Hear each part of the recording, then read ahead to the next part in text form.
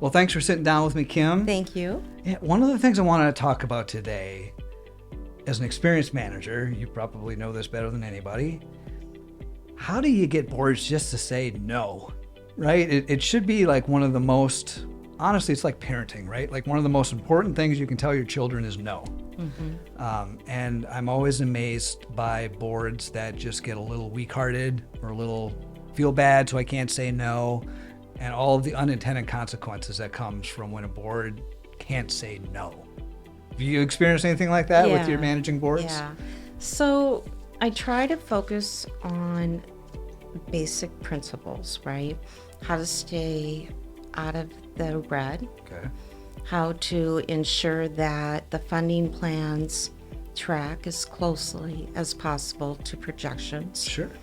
And then I also talk about the statutory obligations and how boards need to protect the financial interest of the members. Yeah. And how they need to consider those decisions going forward. Yeah. So I'm going through a case right now where it's a very expensive project that impacted only one unit, a limited common element, windows, Okay.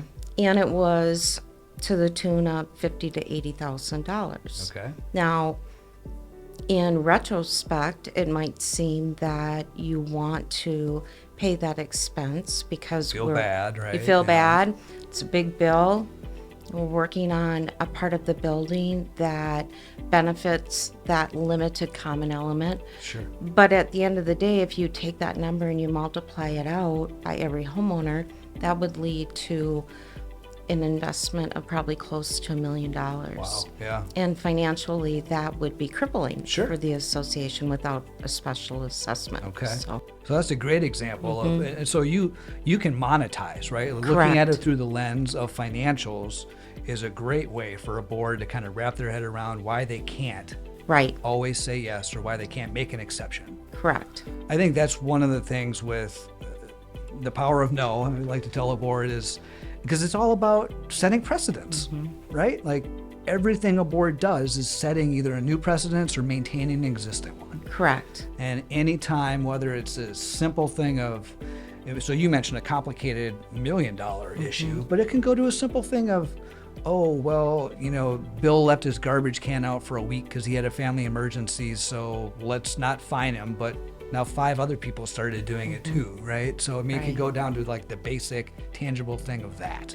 Right. It's like you just have to be consistent, set parameters, because everything you're doing is setting precedents for something. Right. Well, and I just really try to stay focused on the business aspect, no emotions. Yep.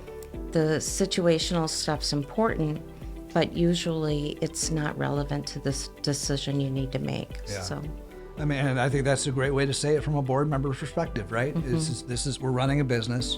The emotion needs to come out, and sometimes saying no is what you need to do. yep. Yeah, yeah. Well, hopefully boards found this helpful, and hopefully they've got the courage to say no when they know they need to. Yeah. Right? Thanks, Kim. Thank you.